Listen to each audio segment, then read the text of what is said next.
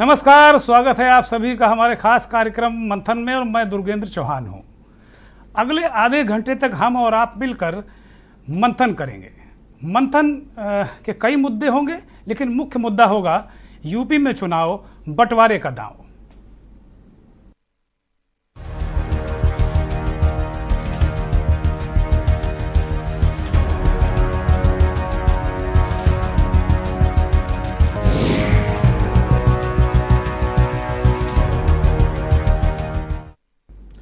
उत्तर प्रदेश में 2022 के लिए चुनावी रणभेरी बज चुकी है। राजनीतिक सेनाएं मैदान में हैं। भारतीय जनता पार्टी दोबारा यहां सिंहासन पाने के लिए हर चाल चलने को तैयार बैठी है। यूपी में विपक्ष भी अपने अपने सुर में है। इसी बीच एंट्री हुई है असदुद्दीन ओवैसी की। ओवैसी साहब AMIM के मुखिया हैं और उत्तर प्रदेश में तकरीबन 19% मुसलमानों में हलचल बढ़ गई है ओवैसी साहब की यूपी में एंट्री से। ओवैसी के निशाने पर सबसे ज़्यादा समाजवादी पार्टी के मुखिया अखिलेश यादव हैं, क्योंकि सबसे अधिक मुस्लिम वोट सपा को ही अब तक मिलते रहे हैं। जो 29% वोट लगभग समाजवादी पार्टी का है, उसमें समाजवादी पार्टी जो 39% जो 40-39% जो वोट पिछली बार अब तक बीजेपी को मिलता रहा है। भारतीय जनता पार्टी के जो मुकाबले में एक जो इंटैक्ट वोट समाजवादी पार्टी के पास है, वो कहा जाता है कि 14-15% वोट उनको मिलता रहा है मुस्लिमों का। तो यही हालत है कि समाजवादी पार्टी सबसे ज़्यादा ओवैसी साहब के निशाने पर है। और बिहार की तरह अगर ओवैसी साहब यानी कि असदुद्दीन ओवैसी अगर थोड़े भी जो ये सपा का जो एक वोट बैंक है ना, इसमें थोड़ा भी स्लाइस करने में यानी इसको काटने में कामयाब हो गए, तो फिर मुझे लगता है अखिलेश यादव का हश्र भी तेजस्वी यादव जैसा ही होगा और वो सत्ता के करीब बहुत नहीं पहुंच पाएंगे। तेजस्वी यादव तो उनके साथ कांग्रेस भी थी और वो बहुत ही ज़बरदस्त मेहनत कर रहे थे, इसलिए वो सत्ता के इतना करीब पहुंच गए। लेकिन यहाँ कुछ स्थिति अलग होने वाली है और मुझे लगता है कि जो वोटों पर जो दांव लग रहा है वो मुसलमानों, यूपी का जो चुनाव है, जो हम इस मुद्दे पर सबसे ज़्यादा आज हमारा फोकस होगा कि ये जो दांव है ना, ये मुसलमानों पर ही दांव है, जिस दांव की हम बात कर रहे हैं। और इस दांव से अगर ओवैसी का दांव कामयाब रहा तो भाजपा को सबसे ज़्यादा फायदा होगा। कई बार कांग्रेस के नेता और अन्य दलों के लोग भी ओवैसी को भाजपा की बी टीम कहते हैं, कोई वोट कटवा कहता है। इस बात का दर्द बहुत है ओवैसी साहब को। हमने देखा कि बिहार की कई चुनावी सभाओं में या यूपी में भी जब कहीं आए तो इस बात का वो जिक्र करते हैं। अभी जो उनका दौरा था वो आज ख़त्म हुआ है। ये शुरू हुआ है फैजाबाद के रुदौली से। ये ओवैसी साहब कहते हैं फैजाबाद, हम नहीं कह रहे हैं। अब वो अयोध्या हो चुका है, लेकिन वो अयोध्या कहने से थोड़ा परहेज करते हैं। तो अयोध्या में उन्होंने रुदौली से एक हुंकार भरी। ये मुसलमानों का काफ़ी बड़ा पॉकेट है यहाँ पर आसपास। उसके बाद वो सुल्तानपुर गए।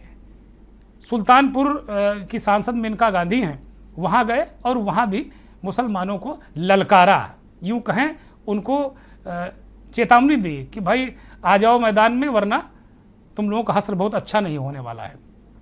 शाम तक वो बाराबंकी में पहुँच गए, दोपहर बाद बाराबंकी में पहुँचे और उन्होंने यहाँ बाराबंकी में ओवैसी साहब ने मुसलमानों को डराया। तो ये डर की पॉलिटिक्स है ना, ये बड़ी ज़बरदस्त है। यही बात कहते हैं ये लोग, जो नेता लोग हैं ना, ये कहते हैं डर के आगे जीत है।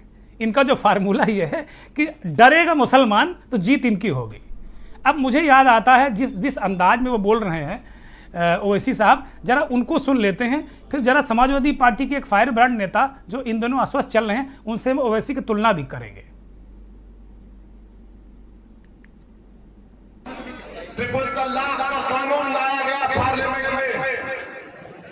कौन खुलकर बताया कि ट्रिपल तलाक का कानून जो नरेंद्र मोदी बना रहे हैं वो भारत के संविधान के खिलाफ है। नरेंद्र मोदी बड़ा दावा किए कि मैं मुस्लिम महिलाएं मेरी बहनें हैं, मैं अपनी बहनों को इंसाफ दिलाना चाह रहा हूं। किसके पार्लियामेंट में खड़े होकर कहा कि भारत में यकीनन महिलाओं से नाइंसाफी होती है, मगर नाइंसाफी उन लोगों से भी होती है जो शादी कर अपनी बीवी को छोड़ देते और अपने घर में नहीं रही। तो देखा आपने किस तरीके से ओवैसी साहब ललकार रहे हैं। वो कह रहे हैं कि भाई सबसे बड़े रहनुमा हम ही हैं, सबसे बड़े हिमायती हम ही हैं। और जो उनकी तकरीर का अंदाज है ना, वो सियासी कम धार्मिक ज़्यादा लगता है मुझे। शुरू से पता नहीं क्यों ऐसा लगता है कि जो ओवैसी साहब का तकरीर करने का अंदाज है वो सियासी कम लगता है, उकसाने वाला मुझे ज़्यादा लगता है। मुझे आज से 20-25 साल 30 साल पहले जब समाजवादी पार्टी के नेता जो आजम खां साहब हैं, उनका जब उदय हो रहा था तो उनकी जनसभाओं को मैंने उनकी जनसभाओं को कवर किया, तो उसमें ये पुट मिलता था।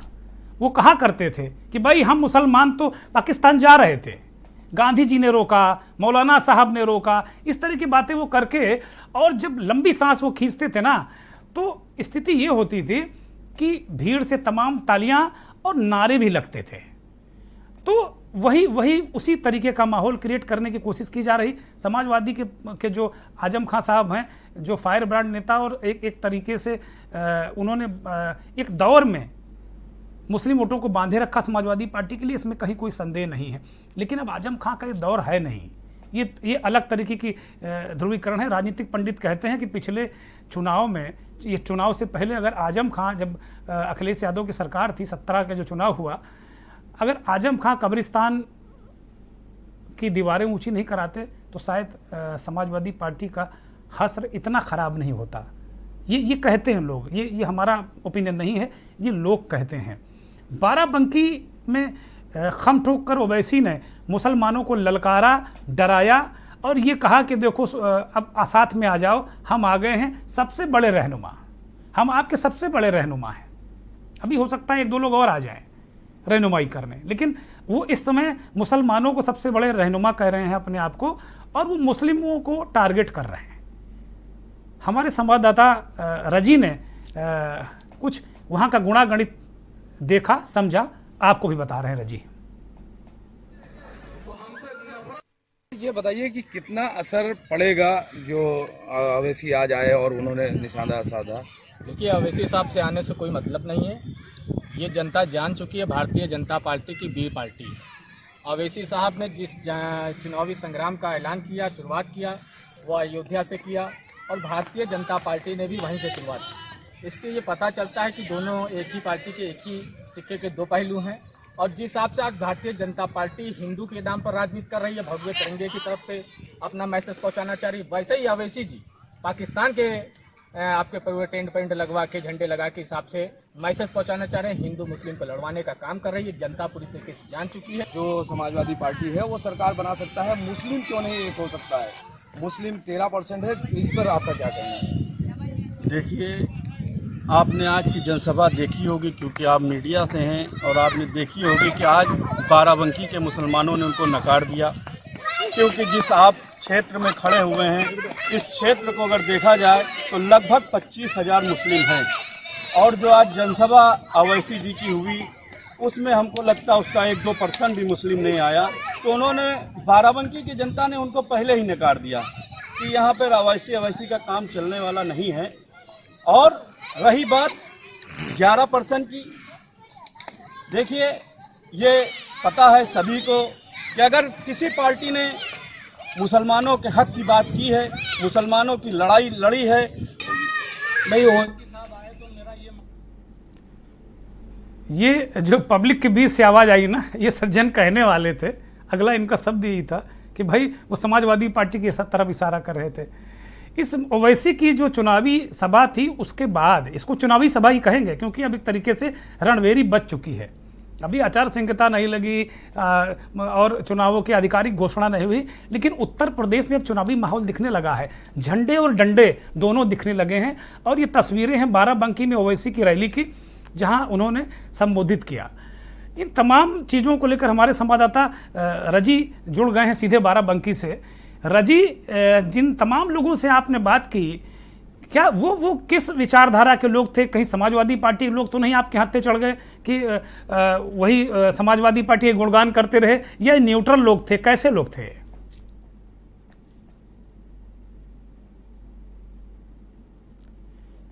रजी की आवाज़ हम तक नहीं पहुंच रही है, रजी की आवाज़ ठीक की जाए। लेकिन जिस तरीके से हमने सुना, पब्लिक को हमने सुना, जनता को हमने सुना कि जनता क्या कह रही है, तो वो कह रहे हैं ओवैसी साहब की दाल गलने वाली नहीं है। बाराबंकी, सुल्तानपुर, रुदौली, उनकी दाल गलने वाली नहीं है। एक बड़ी पते की बात वो कह रहे हैं, जो भीड़ के बीच से जो आवाज़ आई कि ये अयोध्या से ओवैसी साहब भी शुरू कर रहे हैं, बीजेपी ने भी अपना जो केंद्र बिंदु रखा है राजनीति का, चुनावों का, तो वो अयोध्या ही रखा है। तो वो कह रहे हैं कि भाई बीजेपी और उनमें कोई बहुत अंतर नहीं है ओवैसी साहब में। तो मुझे लगता है कि ये बात थोड़ी सी एक अजीब सी लगी। और जो कह रहे हैं कि ओवैसी साहब की दाल यहाँ गलने वाली नहीं, ये लोग कह रहे हैं। मुझे लगता है रजी जुड़ गए हैं क्या? रजी, अगर आप मुझे सुन पा रहे हो तो ये मेरा सवाल है कि जिन लोगों से आपने बात की वो न्यूट्रल लोग थे क्या? समाजवादी पार्टी के इन्फ्लुएंस में थे या न्यूट्रल लोग थे? किस तरह के लोग थे जो इस तरह की आवाज आ रही कि ओवैसी साहब की वहां दाल गलने वाली नहीं है? रजी जी, आपको बता दें कि आपने ये सही कहा कि जो लोग थे वहां पे, तो कहीं ना कहीं कोई समाजवादी विचारधारा से ताल्लुक रखता था और कोई कांग्रेस से। तो जो जिस विचारधारा से जुड़ा था वो उस हिसाब से बोल रहा था, और उन्होंने अपने तथ्य रखे कि समाजवादी पार्टी कार्यकर्ताओं का कहना था या उन लोगों के समर्थक का कहना था कि यहाँ पे दाल गलने वाली नहीं है। और जो आज रैली हुई है वो पूरी विफल रही है। कांग्रेस के भी जो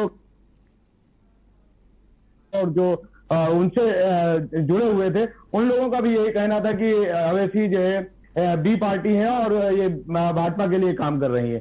जी रजी, एक ब्रेक के लिए रुक रहे हैं इस वक्त, और जब ब्रेक से